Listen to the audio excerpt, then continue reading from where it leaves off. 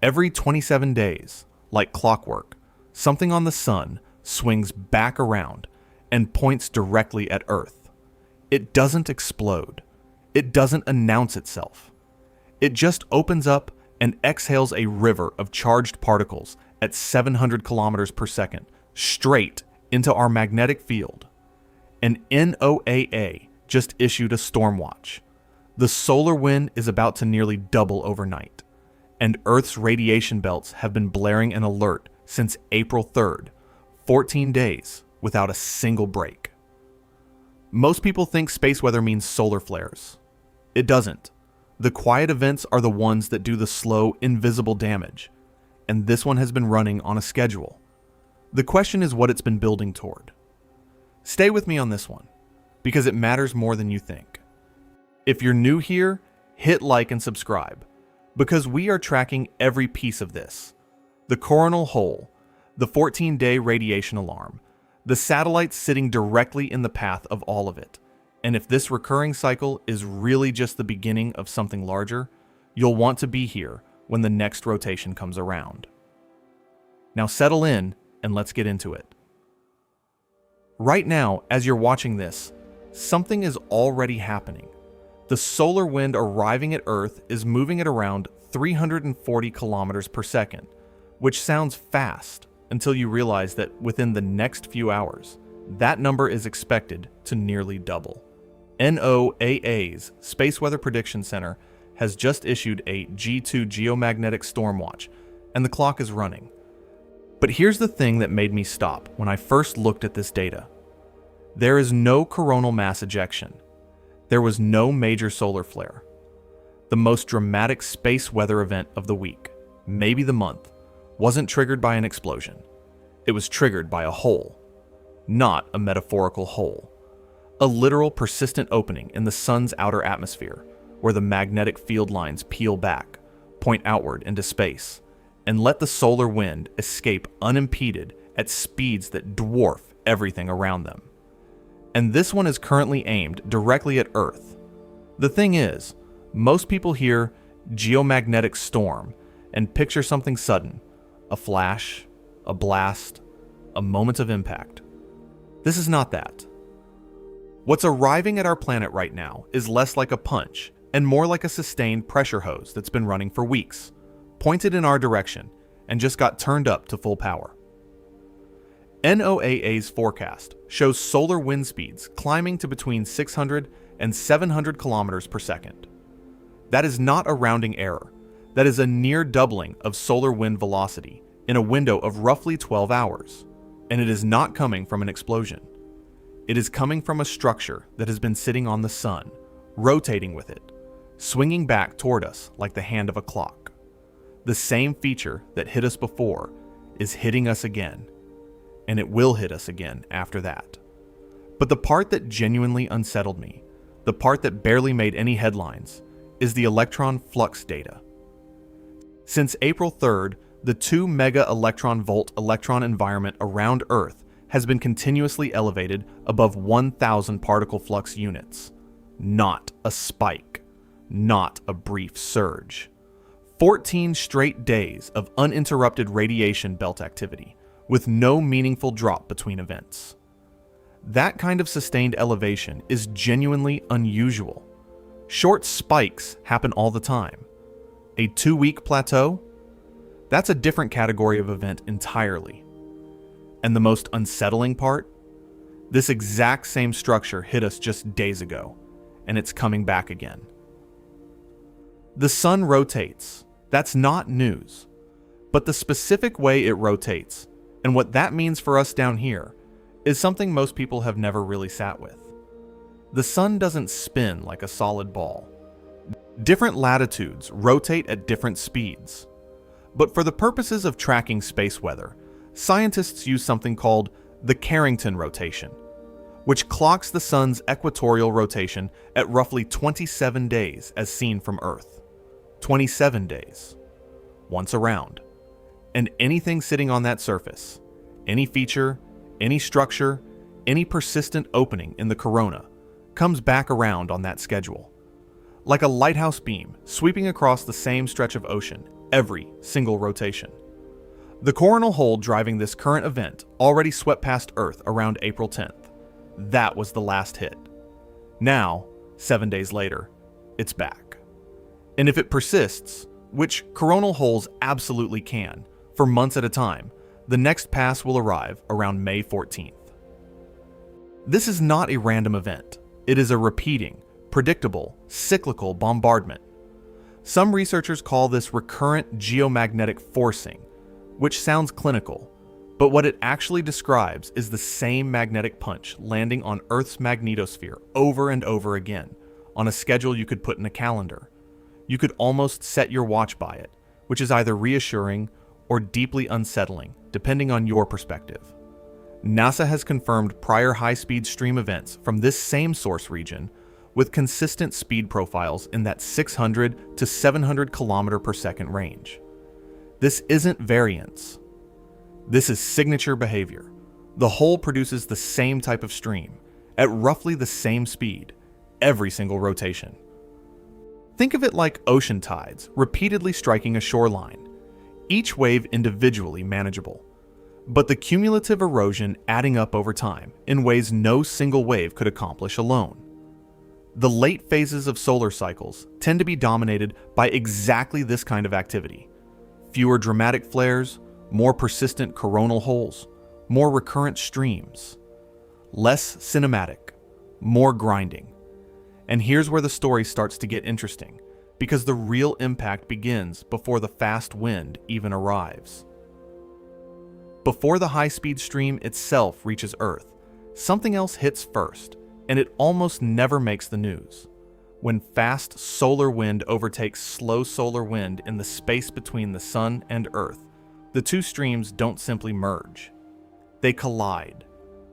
The faster wind piles into the back of the slower wind, compressing it, heating it, strengthening its magnetic field. The result is a structure called a co-rotating interaction region, a CIR, and it functions like a snowplow moving through space, pushing a wall of compressed plasma ahead of it. That wall hits Earth first. What this means in practical terms is that the magnetosphere, Earth's protective magnetic bubble, gets squeezed before the main event even begins. The compression is sudden. The KP index, which measures geomagnetic disturbance on a scale of 0 to 9, is forecast to jump from around 1 to around 6 in approximately 12 hours. That is not a gradual ramp-up. That is a state change. The system doesn't slowly wake up and stretch. It flips. Quiet to disturbed in half a day. And that initial compression isn't just a warning sign. It's the first act of something more consequential. When the magnetosphere compresses rapidly, the radiation belts, those two donut-shaped zones of trapped high-energy particles encircling Earth, respond. They distort. They shift. Particles get accelerated, redistributed, and in some cases, temporarily flushed out. It looks on paper like the radiation environment is improving. Electron counts drop. Sensors relax. And that is exactly the wrong conclusion to draw, because what comes next is where the real risk begins. Here is a quick comparison that explains why you probably haven't seen this all over your social media feed. A coronal mass ejection is dramatic. It's a billion-ton cloud of magnetized plasma exploding off the sun at millions of kilometers per hour. It has a visible, identifiable moment of origin. Satellites capture it. It looks like something.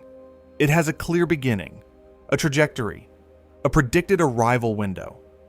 Journalists love it. Editors love it. It's a story with a shape. A coronal hole is none of those things.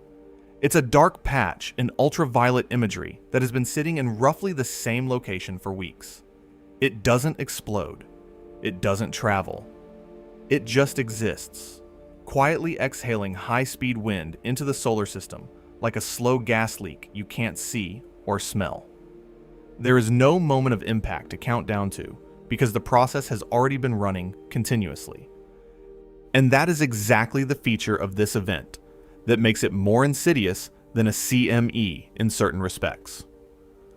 High-speed stream events driven by coronal holes typically last between 48 and 72 hours. That's longer than most CME-driven storms, and they are measurably more effective at energizing Earth's radiation belts, the zones that matter most to the satellites underpinning our global communications infrastructure. We culturally organize our attention around events, things that happen, moments of before and after. But coronal holes don't play by those rules. They don't have a before and after. They just have a duration, and the quiet events often last longer and go far deeper than the dramatic ones. We're watching for lightning while ignoring erosion, because something has been building in Earth's radiation belts for 2 straight weeks, and most of the world has no idea. Let me show you the numbers, because the numbers are what made me realize this story was bigger than the headline. The 2 mega-electron-volt electron flux around Earth, 2 million electron-volt particles trapped in the outer radiation belt, crossed the threshold of 1,000 particle flux units on April 3rd.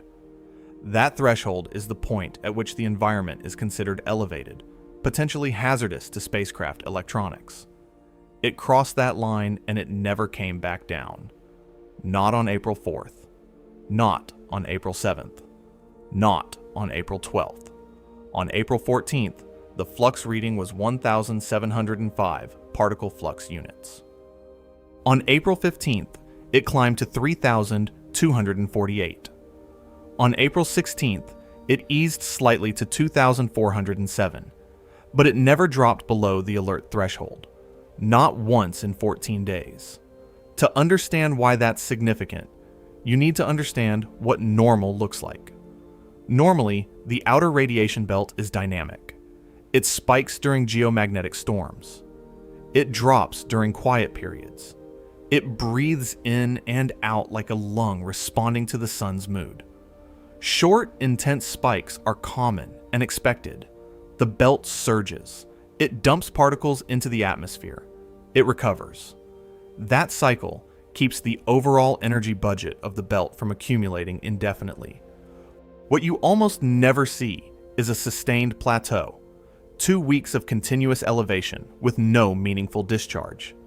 That's not breathing anymore. That's more like a battery being charged without a load attached.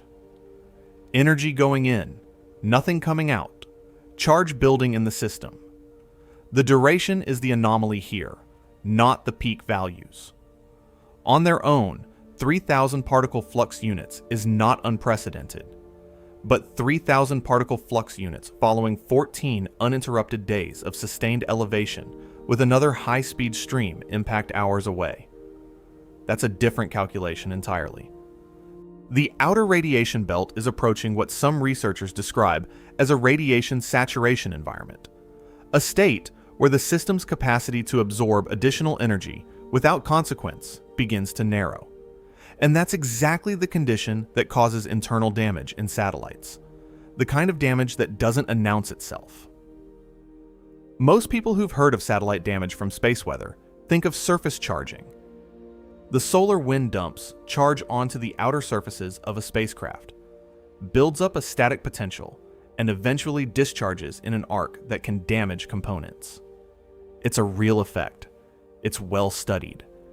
Engineers account for it. But surface charging is, relatively speaking, the known enemy. The less understood threat, the one that has kept satellite engineers awake for decades, is what happens inside the spacecraft. High-energy electrons, particularly those in the 1 to 10 mega-electron-volt range, carry enough energy to penetrate the shielding around a satellite and bury themselves inside the insulating materials used in circuit boards, cables, and electronic components. These electrons don't discharge immediately. They accumulate, slowly, over hours, over days, over weeks of continuous bombardment. The charge builds up inside materials that are specifically designed not to conduct electricity, which means they also can't easily bleed that charge away. The insulator that protects a circuit becomes the mechanism of its eventual destruction. This is deep dielectric charging, and it is categorically different from surface effects. The failure doesn't occur during the buildup phase. That's the counterintuitive part. The satellite can absorb charge for days with no detectable anomaly. The failure occurs during the discharge, when the accumulated internal charge finally jumps across a gap, arcs through a component, or triggers a false signal that the spacecraft's logic system interprets as a real command.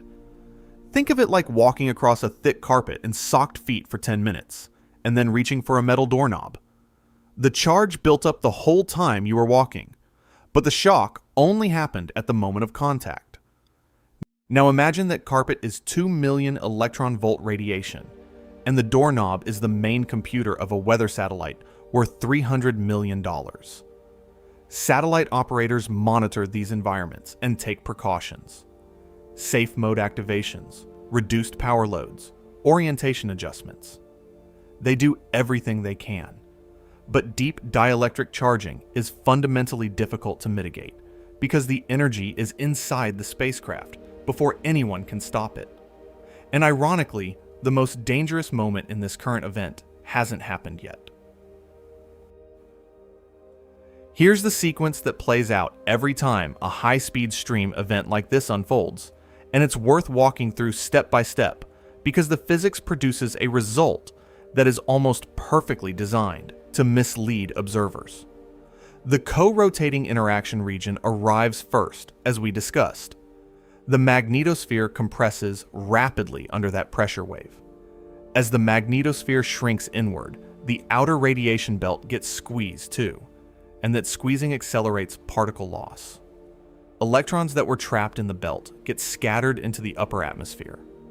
The flux readings at geosynchronous orbit drop, sometimes sharply, and for a brief window, maybe 12 to 18 hours, the radiation environment actually looks better than it did before the storm began.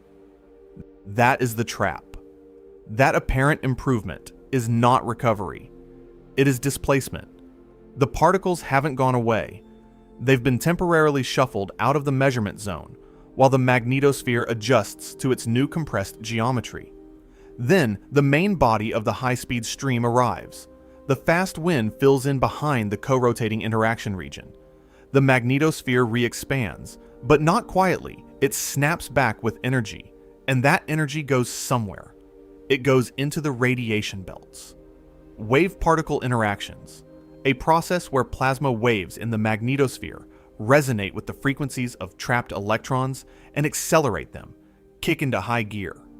The outer belt doesn't just refill. It recharges, often to levels higher than it held before the compression began.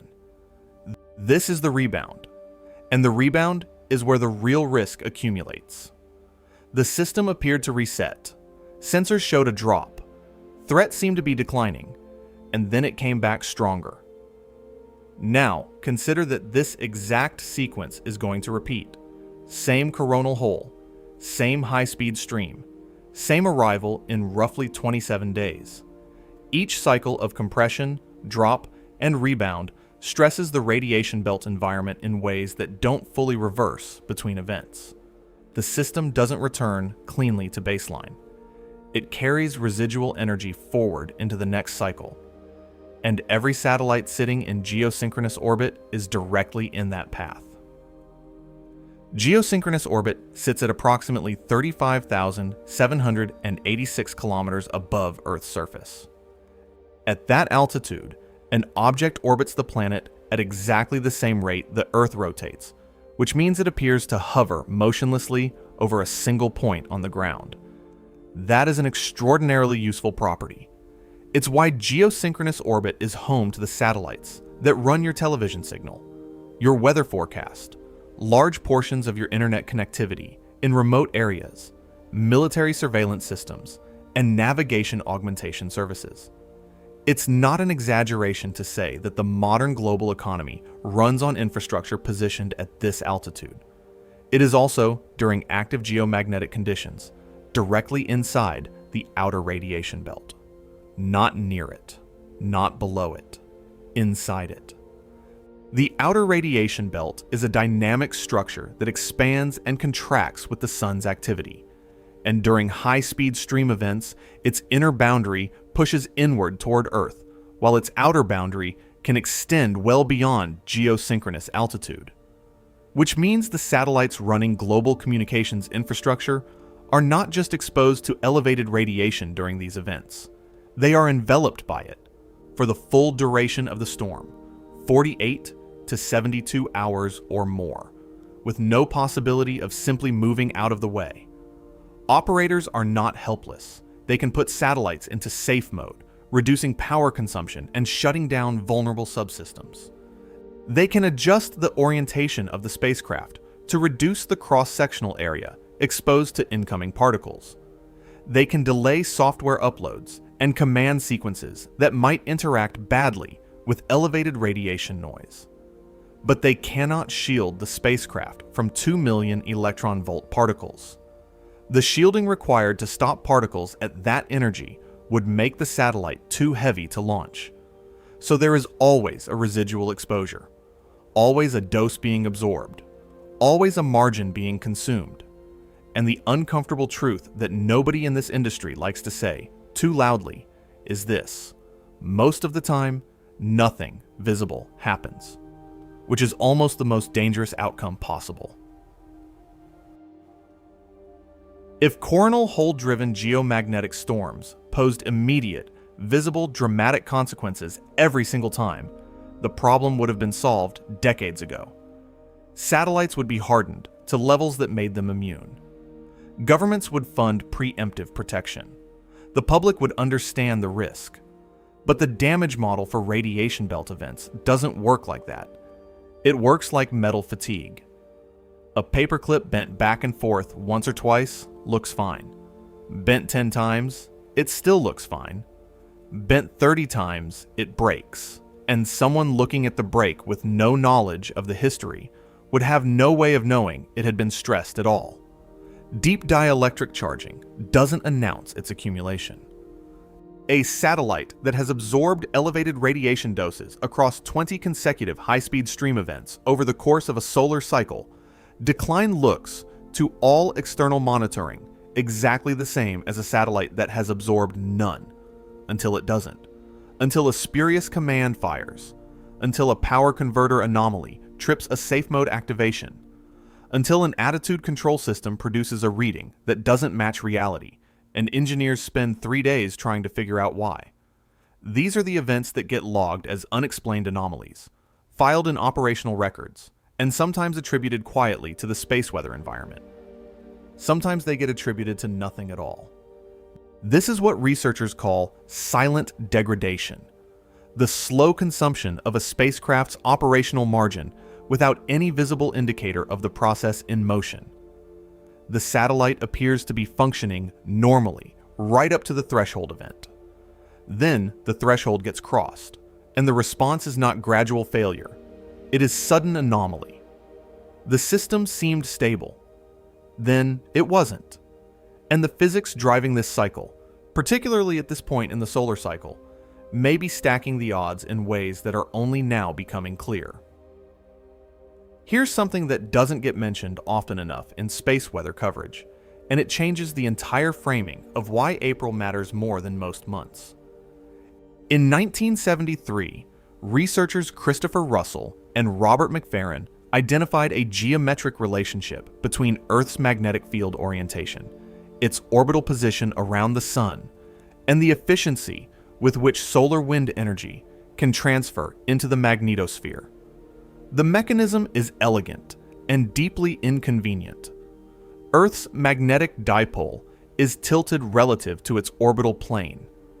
At certain times of year, specifically around the March and September equinoxes, the geometry of this tilt causes the component of the interplanetary magnetic field that drives geomagnetic storms to be systematically enhanced. In practical terms, what this means is that the same solar wind stream arriving at Earth in April will produce a stronger geomagnetic response than the identical stream arriving in, say, July. The Sun doesn't have to work harder. Earth's own geometry amplifies the effect. The magnetosphere is, during equinox windows, configured in a way that makes it more receptive to incoming energy, more open to coupling with the solar wind, more efficient at converting that energy into geomagnetic disturbance. Scientists call this the Russell-McFerrin effect, and it shows up clearly in the historical record. Geomagnetic storm frequency and intensity peak near the equinoxes, with a consistency that goes beyond coincidence. We are currently inside that window. The April 17th event is landing during one of the two most geomagnetically sensitive periods of the entire calendar year. This is not bad luck. It's geometry. The same coronal hole, producing the same high-speed stream at the same velocity, is hitting Earth at the moment when Earth's own magnetic architecture is most primed to respond. Timing amplifies impact, and that amplification is completely separate from whatever the sun is doing. But alignment alone isn't enough. The polarity has to be right as well. The interplanetary magnetic field carried by the solar wind is not a uniform structure. It has direction. It has polarity.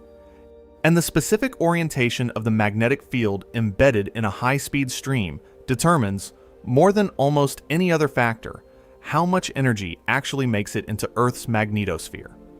The relevant parameter is called the BZ component, the north-south orientation of the interplanetary magnetic field, measured in the plane of Earth's magnetic equator. When BZ points northward, Earth's magnetic field and the solar wind's magnetic field are aligned in the same direction, and they interact the way two bar magnets do. When you hold North Pole against North Pole, they push each other away. Energy transfer into the magnetosphere is minimal. When BZ turns southward, what scientists call negative BZ, the situation reverses completely. Southward BZ is oriented anti-parallel to Earth's dayside magnetic field, which creates the conditions for magnetic reconnection. Reconnection is the process by which separate magnetic field lines physically link together and snap into new configurations, releasing enormous amounts of energy in the process. When this happens at Earth's magnetopause, the boundary between the solar wind and the magnetosphere, it's essentially the equivalent of opening a gate. The solar wind's energy pours through, directly into the magnetosphere, directly into the ring current and radiation belts, directly into the processes that drive geomagnetic storms. The coronal hole stream currently en route carries a magnetic field polarity that has been analyzed as favorable for significant southward BZ periods during its interaction with Earth. This event is, by the physics of how high-speed streams from this solar hemisphere tend to be structured, geoeffective by design. The geometry is right. The orientation is compatible with maximum energy transfer. The magnetosphere isn't just going to receive this stream, it's going to absorb it efficiently. And this may not be a one-time configuration. Solar Cycle 25 has been, by most measures, a surprisingly strong cycle. Peak activity arrived ahead of predictions, sunspot numbers exceeded forecasts, and the years around 2023 and 2024 produced a remarkable run of X-class flares and significant coronal mass ejections. Those are the dramatic events, the ones with names, the ones that make the news, the ones that remind people the sun is an active and occasionally threatening neighbor. But we are past the peak now. The cycle is declining. And that transition changes the character of the threat in a way that most coverage completely misses. Near solar maximum, the sun is dominated by active regions, the complex, unstable clusters of sunspots where magnetic energy builds and releases in flares and mass ejections. Those events are intense. They are brief. They hit hard and they pass. As the cycle declines, active regions become less frequent, but coronal holes become more prominent and more persistent. The geometry of the sun's global magnetic field relaxes into a configuration that favors open field lines, the exact condition that allows coronal holes to form and stabilize. Historical data from past solar cycles shows this pattern repeating reliably in the declining phase. Cycle 21, Cycle 22, Cycle 23, all show a shift from CME-driven storm activity to high-speed stream-driven activity in the years following solar maximum. What this means for us right now in 2026 is that the frequency of recurrent high-speed stream events is likely to increase, not decrease, over the next 2 to 3 years. The sun isn't becoming calmer. It's becoming more consistent. The threats are becoming less explosive, but more persistent. Less like a detonation, more like a sustained current. And persistence changes how damage accumulates in ways that a purely event-driven risk model completely fails to capture. So let's put all of this together, because individually, each factor is significant, but the combination is what should command serious attention. The same coronal hole is returning every 27 days. It carries high-speed wind in a consistent speed range of 600 to 700 kilometers per second. It arrives during the Equinox window when Earth's geometry amplifies its geomagnetic impact. It carries a polarity orientation favorable for efficient energy transfer into the magnetosphere. And it is doing this against a backdrop of 14 days of already elevated radiation belt activity that has not had time to recover. Each pass of this coronal hole is not landing on a fresh, fully recovered magnetosphere. It's landing on a system that is still carrying the residual energy signature of the previous pass. Researchers describe this as incomplete recovery. The magnetosphere and radiation belts between high-speed stream events don't have enough time, given the 27-day cycle and the duration of each event, to return to their baseline state before the next pulse arrives. Energy accumulates. The outer radiation belt's average energy content trends upward over successive cycles. The threshold for significant satellite impact gets approached not in a single dramatic event, but through the slow accumulation of each rotation's contribution. And here is the question that nobody in the mainstream coverage is asking. If the same hole returns in May, and again in June, and again in July, stacking its effects on a magnetosphere that never fully recovers between passes, where is the reset point?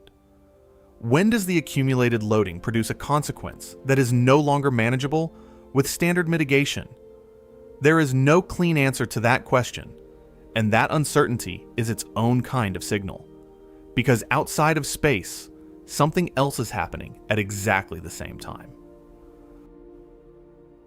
While the radiation belts were charging and the solar wind was accelerating toward Earth, ground-level meteorology in the United States was simultaneously producing conditions rated at enhanced risk for severe weather, significant hail, tornado-producing supercells, and damaging straight-line winds across portions of the central and southern plains. On its own, neither event is unprecedented. Space weather happens. Severe weather happens. But they were happening at the same time, and the overlap between them creates a stress scenario that almost nobody models seriously. Severe weather response depends on communication infrastructure in ways that only become visible when that infrastructure is under strain. Emergency management agencies coordinate across HF radio networks. Storm spotters relay real-time observations through digital systems. Aviation reroutes around convective activity using GPS-based navigation. Rescue services dispatch based on real-time positional data. All of these systems have tolerances.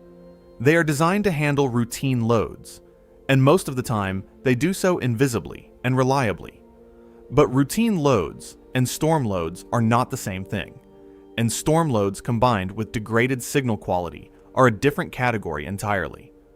Now take that picture and layer in degraded signals. Geomagnetic storms in the G2 range produce well-documented effects on high-frequency radio propagation.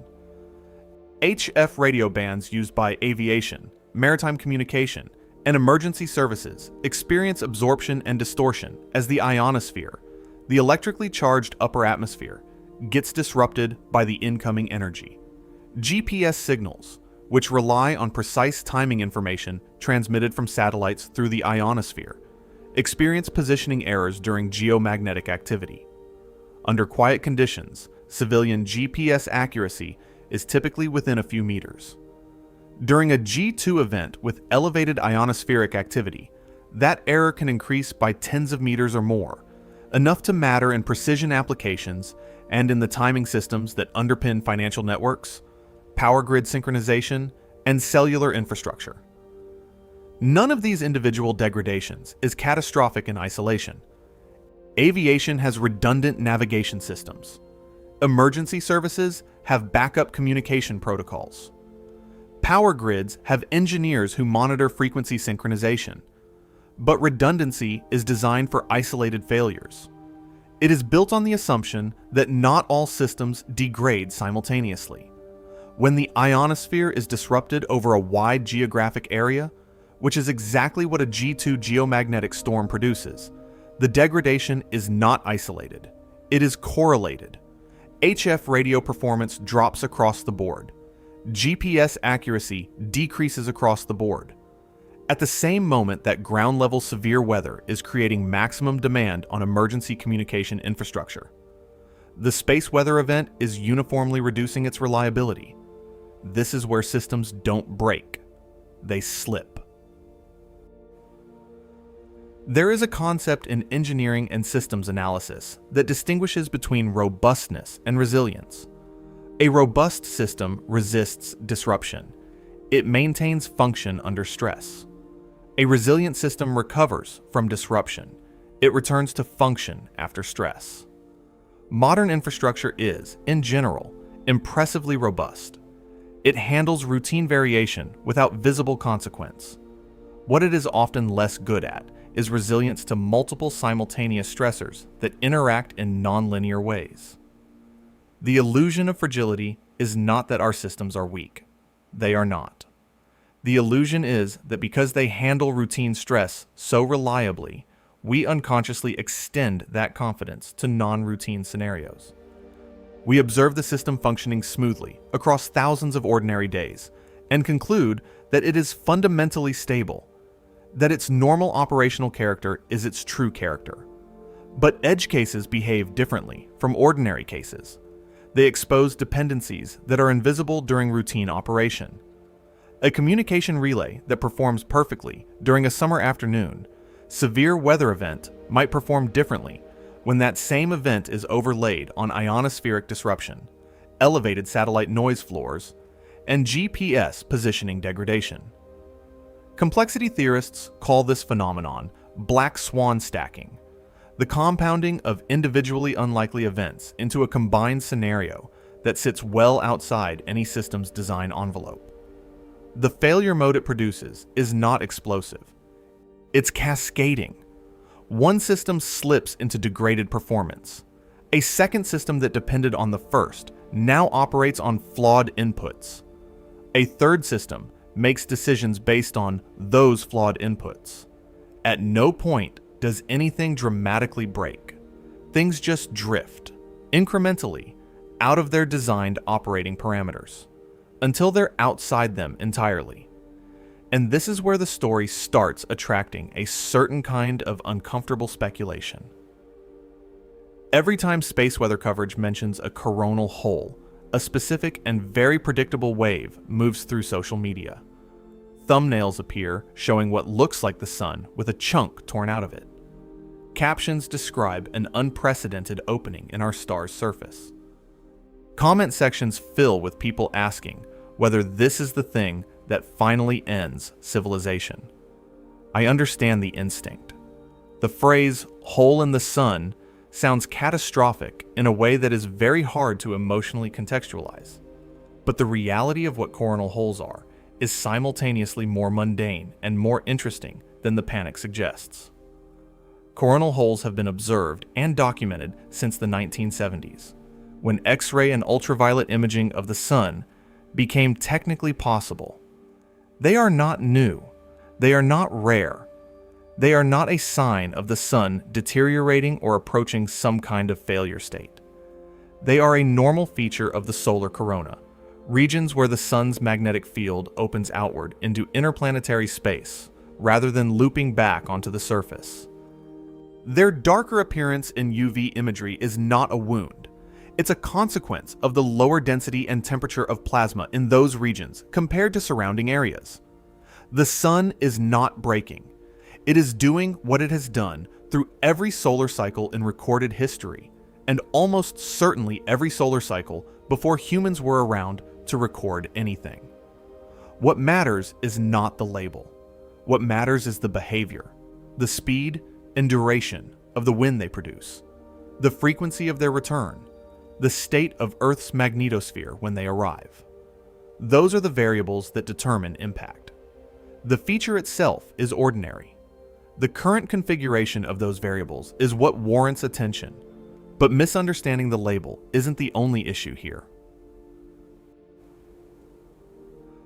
A question that comes up regularly in space weather communities, and which I think deserves a direct, honest answer rather than either dismissal or amplification, is whether official forecasting agencies systematically understate the severity of incoming events.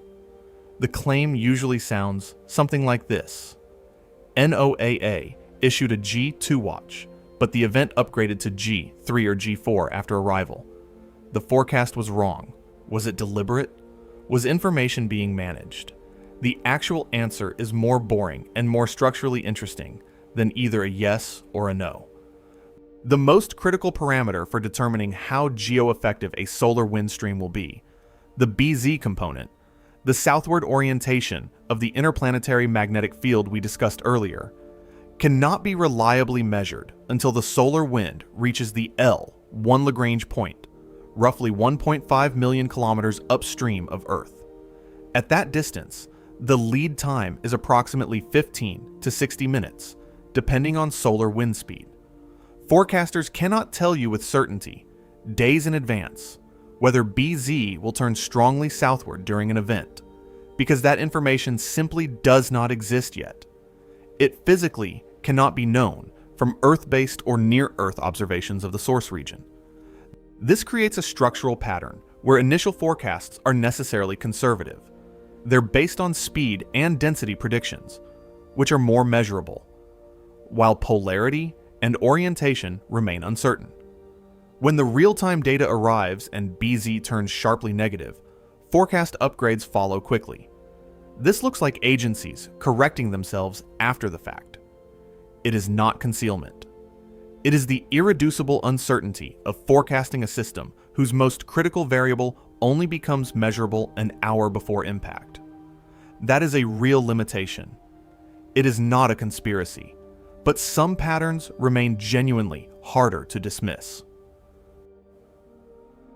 There is a persistent line of research, not mainstream, not endorsed by the dominant consensus of geophysicists, but not entirely without publication history, suggesting a statistical correlation between periods of elevated solar activity, geomagnetic disturbance, and increased rates of seismic activity on Earth. The proposed mechanism varies depending on the researcher.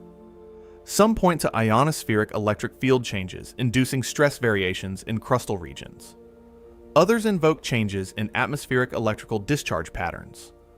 Others argue for more speculative magneto-hydrodynamic coupling between the geomagnetic field and the fluid dynamics of Earth's outer core. I want to be precise here, because this is an area where it is very easy to drift into overclaiming.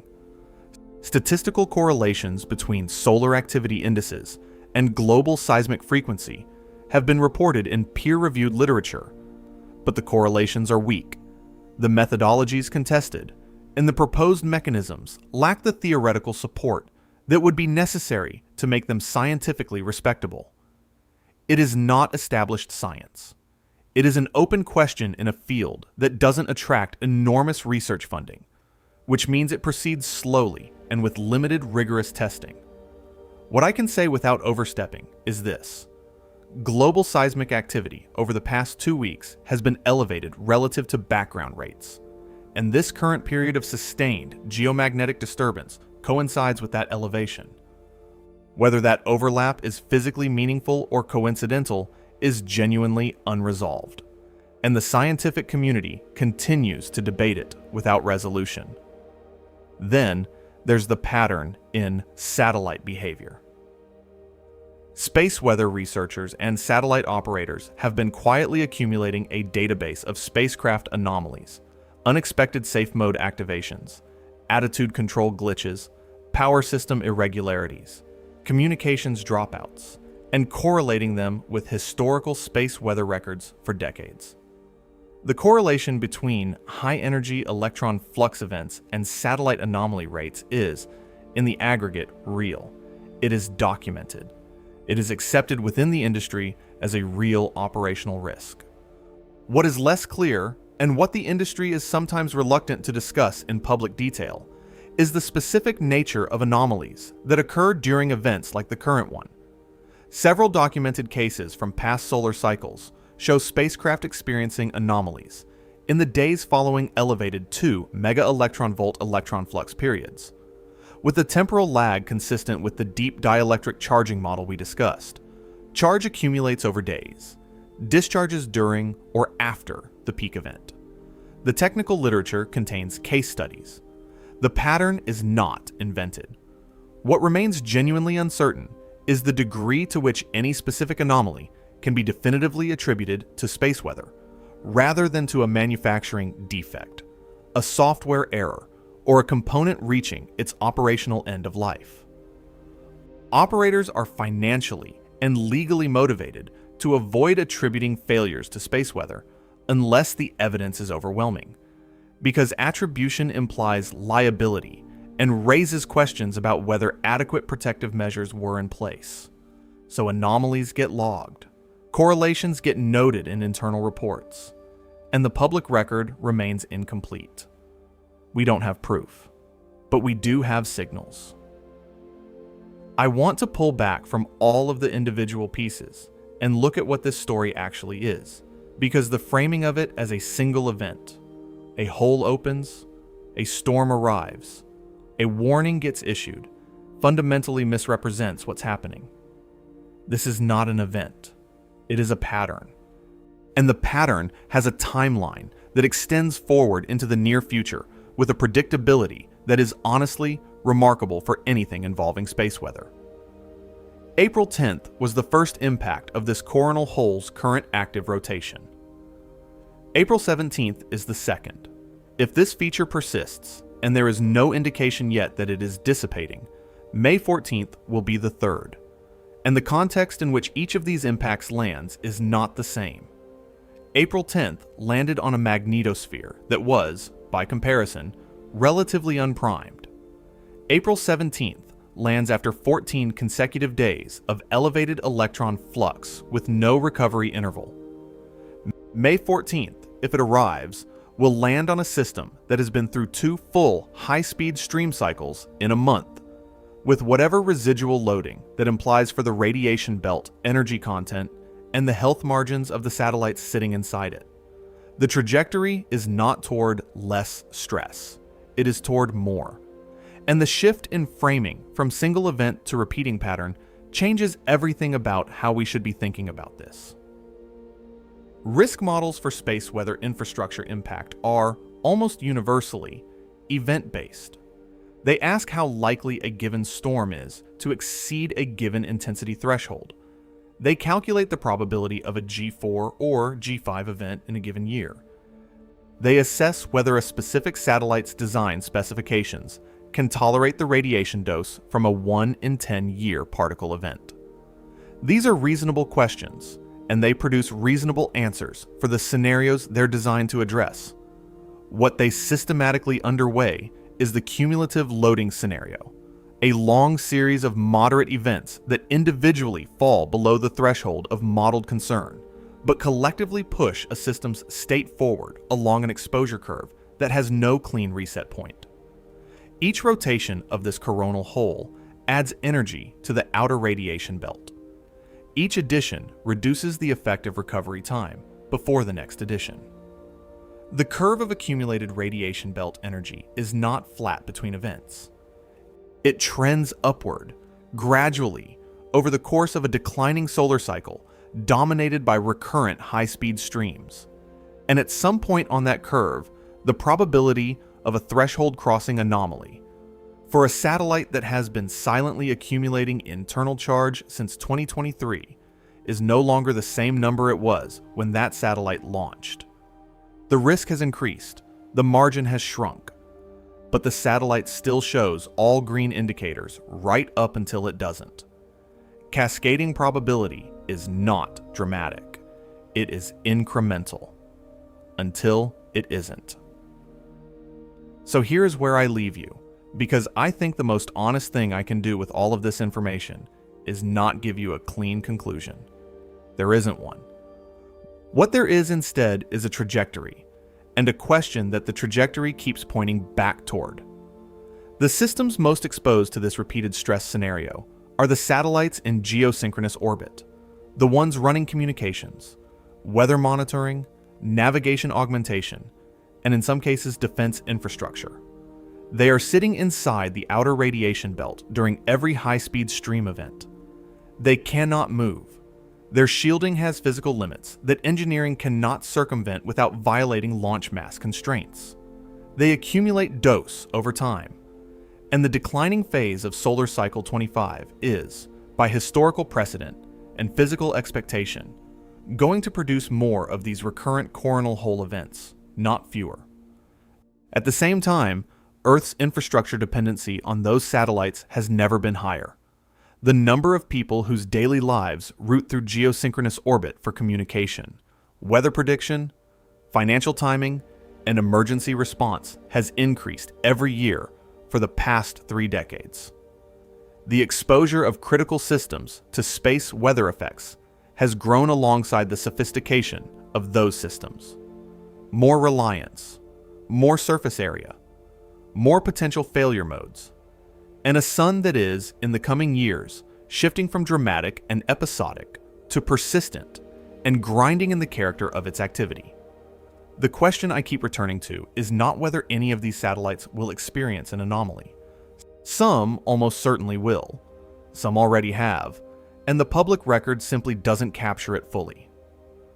The question is, what happens when an anomaly occurs to the right satellite, at the wrong moment, during a ground-level crisis that is already stressing the communication infrastructure it depends upon? Not a dramatic cascade, not a Hollywood ending, just a quiet slip in a system that was already running at the edge of its design tolerances, on a day when the ionosphere was degraded and the GPS timing was off, and the backup HF radio link was experiencing absorption. A small failure in a system that had no redundancy left. We spend a lot of time watching for the lightning strike. The question this story is really asking is whether we're paying enough attention to the erosion happening in between the strikes.